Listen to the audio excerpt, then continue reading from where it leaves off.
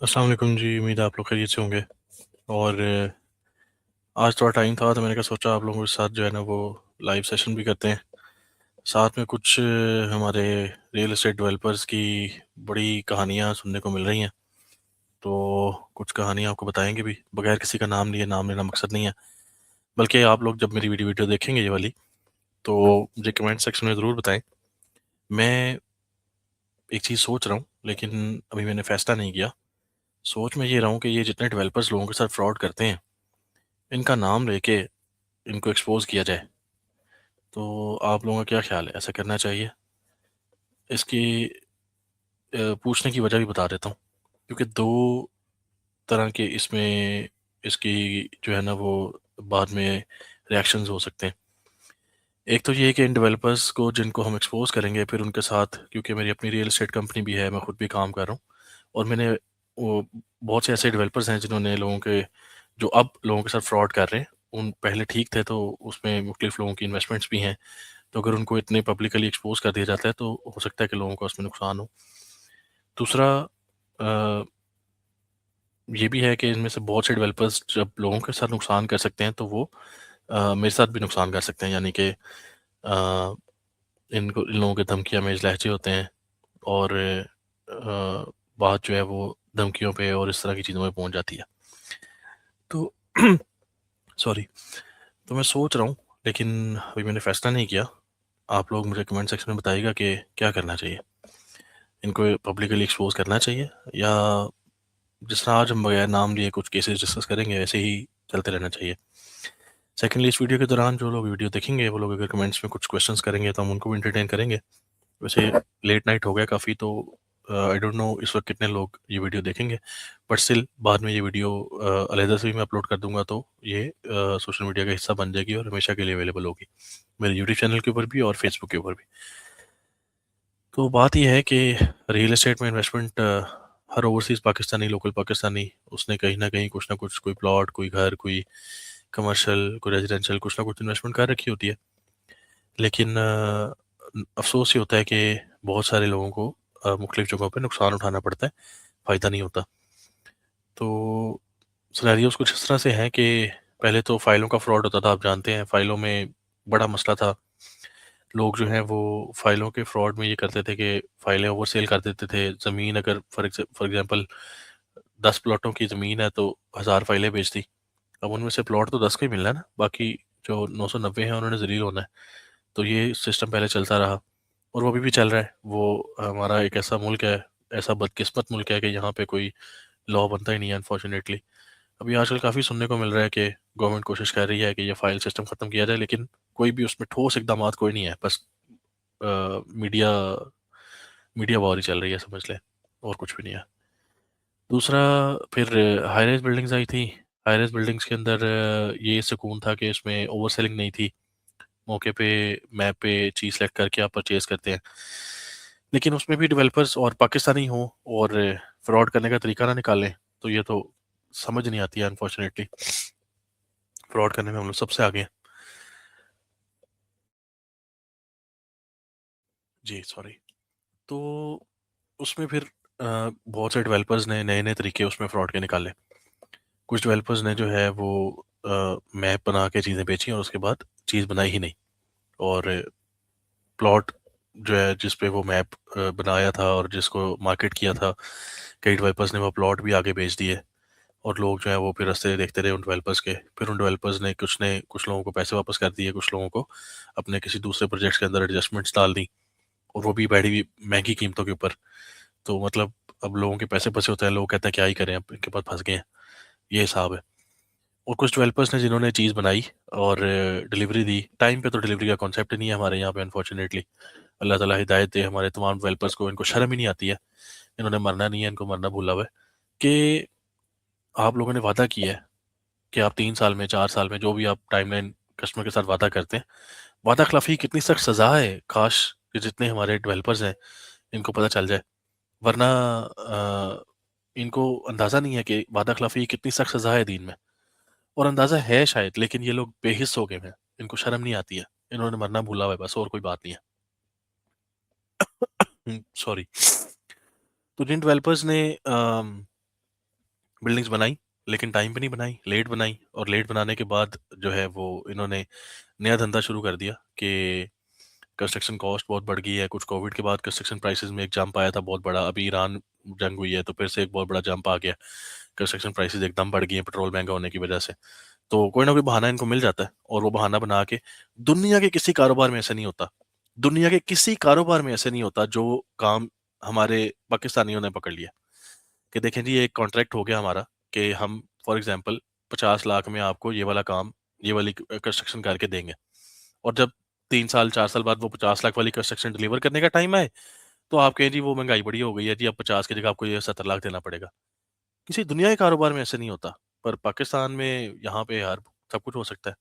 यहाँ पे हाथी को घोड़ा कह के भी बेचा जा सकता है, और खरीदने वाले की मजबूरी होगी कि उसने अगर एडवांस घोड़े का दिया था और उसको अब हाथी मिल रहा है तो उसकी मजबूरी है, हालांकि वो हाथी उसके किसी काम आए ना आए, उसको वो हाथी खरीदना पड़ेगा क्योंकि उसने एडवांस दे दिया, वरना उसको एडवांस नहीं वापस मिलना, जलालत होनी है। और कोर्ट कचहरियों में यहाँ पे फैसले नहीं होते, आपको भी पता है। तो ये नया तरीका निकाला डेवलपर्स ने अनफॉर्चुनेटली, इस तरह एस्केलेशन चार्जेस का इसको नाम दिया। और मैं किसी का नाम नहीं लेता, बहरहाल काफ़ी डेवलपर्स ने ये गंदी हरकत भी की और अपना पेट का दोजक भरा उससे, और इन लोगों को अंदाज़ा नहीं है, लेकिन चलें हमारी वीडियो इन तक पहुंचा दे कोई आप में से, इस वीडियो को शेयर ज़रूर करें ताकि इन लोगों तक पहुंच जाए और इनको इनको दोजख याद आए, इनको मरना याद आए, इनको कब्र याद आए, ताकि इनको अंदाज़ा हो कि ये काम जो कर रहे हैं ये 4 दिन की ज़िंदगी है। फ़िरौन इतना माल लेके मर गया, उसका आज कहाँ है माल, उसके काम आ रहा है कोई? तो इन लोगों के भी काम नहीं आना, लेकिन ये 4 दिन की ज़िंदगी में अपना पेट का दोजख ना बने, अपनी कब्र में कीड़े ना बने, शर्म करें, लोगों के साथ जो वादे कर रहे हैं वो पूरे करें। तो इस वीडियो को आप ज़रूर शेयर कीजिएगा ताकि ये जो डेवलपर्स को हराम खाने की आदत पड़ गई है, हमारी पूरी कौम को ही पड़ गई है अनफॉर्चुनेटली, इनको शर्म आए, इनको इनको मौत याद आए थोड़ी। बहरहाल हाई रेज़ के अंदर ये मसाइल आए, और इसी तरह घरों में इंस्टॉलमेंट्स पे लोगों ने घर देने शुरू किए, उसपे भी इसी तरह के मसाइल। एक तो घर वक्त पे तैयार नहीं किए, दूसरा जब तैयार कर दिए तो फिर कहा जी वो महंगाई बड़ी हो गई है तो कंस्ट्रक्शन मटेरियल बड़ा बढ़ गया अनफॉर्चुनेटली, एक गैर मामूली कीमतें बढ़ गई हैं तो आप हमें 15 लाख 20 लाख 25 लाख और दें फिर घर देंगे आपको, तो फिर भी टाइम पे डिलीवर करने का कोई कॉन्सेप्ट नहीं है, मतलब बहुत बहुत ही बुरे हालात हैं। तो ये एक तमहीद थी छोटी सी जो कि आप लोगों के गोशगुजार करनी थी कि पाकिस्तान में रियल एस्टेट में इन्वेस्टमेंट करना काफ़ी मुश्किल होता जा रहा है। ऐसा नहीं है कि अभी भी अच्छे लोग नहीं हैं, अच्छे लोग हैं, मार्केट में काम कर रहे हैं। अब मैं अपनी बात करूँ तो मैं अपने मुँह से अपनी क्या तारीफ़ करूँ? आप मेरे क्लाइंट से पूछ सकते हैं, जिन लोगों ने मेरे साथ इन्वेस्टमेंट्स की हुई हैं, उन लोगों को एक दिन के लिए भी कोई मैंने अकेला नहीं छोड़ा। उनको जहाँ पे कोई मसला होता है तो उनके साथ खड़े होते हैं। डेवलपर्स के पास जाते हैं, उनके जो मसाइल होते हैं वो डिस्कस करते हैं। तो अब मैंने सोचा है कि इन डेवलपर्स के साथ जो है ना वो काम बहुत लिमिटेड कर देना है, या सिर्फ उस डेवलपर के साथ काम करना है जिसका जिसका दीन ईमान ठीक हो। अनफॉर्चुनेटली आजकल तो दीन की बातें करने वालों के भी हालात बड़े ख़राब हैं। जो जितनी दीन की तबलीग ज़्यादा करते हैं उतने उनके पाँव जो है ना वो अनफॉर्चुनेटली ज़्यादा फ्रॉड और बुरे कामों में फंसे हुए हैं। और वादा खिलाफ़ी का तो कोई, मैं समझता हूँ वो गुनाह ही नहीं समझते इसको ना, वादा खिलाफ़ी को। तो क्या बंदा करे? बहरहाल जितनी रिसर्च और जितनी छानबीन कर सकता हूँ मैं करके तो अच्छे डेवलपर्स के साथ काम करूँगा। इसके अलावा कुछ मैंने अपने प्लॉट्स लिए हैं जिसमें घर बनाने का फ़ैसला किया है कि लोगों को 3 मरले घर कंस्ट्रक्ट करके दिए जाएँ इंस्टॉलमेंट्स के ऊपर मरियम टाउन के अंदर। तो अपनी चीज़ का ये होता है कि ये जितने जितनी चीज़ों से मैं कुढ़ रहा हूँ, सड़ रहा हूँ, जल रहा हूँ, उससे बंदा बच जाता है। बंदे को ये होता है कि खुद ही करना है तो चलो, किसी के सर बंदा जो है वो परेशान नहीं होता कल को कि अगले बंदे ने ऐसे कर दिया और वैसे कर दिया। तो आप लोगों में से अगर किसी ने इन्वेस्टमेंट करनी हो 3 मरला के घर में, तो आप हमारे साथ कर सकते हैं। रेंटल इनकम के लिए भी कर सकते हैं, रिहाइश के लिए भी कर सकते हैं। मेन रायबंद रोड पे मरीन टाउन सोसाइटी है, बैरी ऑर्चर्ड से थोड़ा आगे जाके। वहाँ पे 3 मरले का घर है, 3 साल की किस्तों पे, 11 लाख रुपए से इसकी बुकिंग है, 90,000 माहाना किस्त है, और 1 साल में ग्रे सेक्शन रेडी करेंगे हम, और अगर कोई 3 साल के बजाय जल्दी पेमेंट क्लियर कर देता है तो उसको जल्दी कब्जा भी मिल सकता है। तो ये कुछ गुज़ारिशात थी जो आज आप लोगों को मैंने बतानी थी। मसला ये है कि रियल एस्टेट के अंदर ऑप्शंस बहुत लिमिटेड होती जा रही हैं। बहरहाल डॉक्टर जावेद इकबाल साहब का आपने नाम सुना होगा। वो अपना मेडिकल क्लिनिक ओपन कर रहे हैं बैरिया ऑर्चर्ड में, वहाँ पे इन्वेस्टमेंट की ऑप्शन है। वो भी मैं समझता हूँ बाएतमाद पर्सनैलिटी हैं। उम्मीद है किसी तरह का उसमें कोई फ्रॉड नहीं होगा और कोई मसला नहीं होगा। उसमें 25 लाख इन्वेस्ट करके 25,000 माहाना किराया ऑफर मिल रहा है वहाँ पे। तो आप लोग अगर वहाँ पे इन्वेस्टमेंट करना चाहें तो वहाँ पे भी इन्वेस्टमेंट कर सकते हैं। बस वहाँ पे आप अपना कारोबार नहीं कर पाएंगे क्योंकि ऑब्वियसली वहाँ पे डॉक्टर जावेद इकबाल साहब का मेडिकल क्लिनिक ओपन हो रहा है, तो उसमें इन्वेस्टमेंट ऑप्शन है सिर्फ। तो आप इन्वेस्ट करेंगे 25 लाख, 25,000 महाना किराया मिलेगा। तो आपका बजट अगर ज़्यादा भी है तो अगर आप 50 लाख इन्वेस्ट कर लेते हैं तो 50,000 किराया मिल जाएगा। 1 करोड़ करते हैं तो 1 लाख, 2 करोड़ करते हैं तो 2 लाख। इस तरह आपका बजट जितना भी हो उतनी ऑप्शन वहाँ पे आपको मिल जाएगी।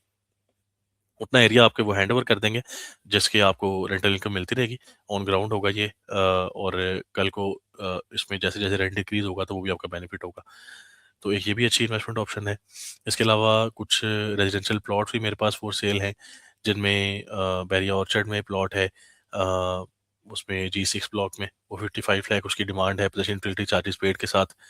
25 फीट उसमें एक्स्ट्रा लैंड भी है, उसके भी चार्जेस पेड है। और इसके अलावा एक 5 मरले का घर इंस्टॉलमेंट पे परचेज़ किया था एक क्लाइंट ने, वो अब ऑलमोस्ट कंप्लीट होने वाला है, तो वो भी सेल करना चाह रहे हैं। वही बैरिया ऑर्चर्ड के अंदर है, फेज़ 1 में, ईस्टर्न एक्सटेंशन ब्लॉक के अंदर।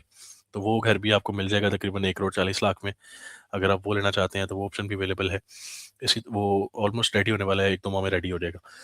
इसके अलावा अगर आप प्लॉट्स की तरफ ही जाना चाहते हैं तो बैरिया ऑर्चर्ड में ही फेज़ 1 में आपको जो है वो 10 मरले के प्लॉट भी यहाँ पे मिल जाते हैं। 1 करोड़ 5 लाख के बजट में तकरीबन अच्छी लोकेशन का प्लॉट है, वो भी आपको मिल जाएगा। और बाकी अगर आप कोई अपार्टमेंट वगैरह परचेज़ करना चाहते हैं तो इंस्टॉलमेंट्स पे ऑप्शन भी मौजूद हैं, जिसमें आप इंस्टॉलमेंट्स पे डाउन पेमेंट 30% दे के बाकी पैसे 4 साल की किस्तों में दे सकते हैं। और कैश पे भी अपार्टमेंट्स मौजूद हैं जिसमें आप 40-50 लाख यकमुश्त अदा करके फौरी कब्जे वाले अपार्टमेंट ले सकते हैं, जिसमें 1 साल बिल्डिंग यानी कि ग्रे स्ट्रक्चर रेडी हो गया, फिनिशिंग हो रही है, तो 1 साल के अंदर अंदर उसकी फिनिशिंग हो जाएगी और 1 साल तक आपको किराया मिलता रहेगा। तो जैसी फिनिशिंग होकर आपको पोजेशन हैंड ओवर हो जाता है तो फिर तो जो उसका ऑन ग्राउंड किराया होगा वही आपको मिलेगा। तो ये इस तरह की ऑप्शंस, कुछ ऑप्शंस अवेलेबल हैं जो कि सेफ एंड सिक्योर हैं, जिसमें ये जो मैं कोई गलत लफ्ज़ मुँह से निकलने लगा था, जितने भी फ्रॉडी डेवलपर्स हैं इनका इसमें अमल दखल नहीं है, और सेफ और सिक्योर इन्वेस्टमेंट ऑप्शंस हैं जो कि हर लिहाज से आपको किसी तरह के फ्रॉड से बचाएँगी। तो आप लोग अगर फ्रॉड से बचना चाहते हैं तो आप मुझसे रब्ता कर सकते हैं। 0315 866 8899 मेरा नंबर है। जो भी इन्वेस्टमेंट ऑप्शंस अवेलेबल होंगी सेफ एंड सिक्योर आपके साथ शेयर करती जाएँगी। उम्मीद है आप लोग अपने आप को महफूज़ रखेंगे ऐसे फ्रॉडी डेवलपर से, और अल्लाह ताला हम सबको हलाल की कमाई को महफूज़ रखें, ताकि हम लोग किसी भी फ्रॉडी डेवलपर के हत्थे ना चढ़ें। अनफॉर्चुनेटली बड़े-बड़ी दीन की बातें करने वाले लोग जो हैं, वो राह रास्त से हटे हुए हैं और उनको कोई फ़िक्र नहीं है अपनी आखिरत की, और लोगों के साथ वादा-खिलाफ़ी और पता नहीं क्या-क्या चल रहा है बस। अल्लाह ताला हम सब की हिफ़ाज़त फ़रमाए। आप लोगों के जो भी क्वेश्चन्स होंगे आप कमेंट सेक्शन में ज़रूर पूछिएगा, उनके आपको मैं रिप्लाई करता रहूँगा इंशाल्लाह। तो दोबारा खिदमत में हाज़िर होऊँगा किसी नए टॉपिक के साथ। इजाज़त दीजिए, बहुत शुक्रिया। अल्लाह हाफ़िज़।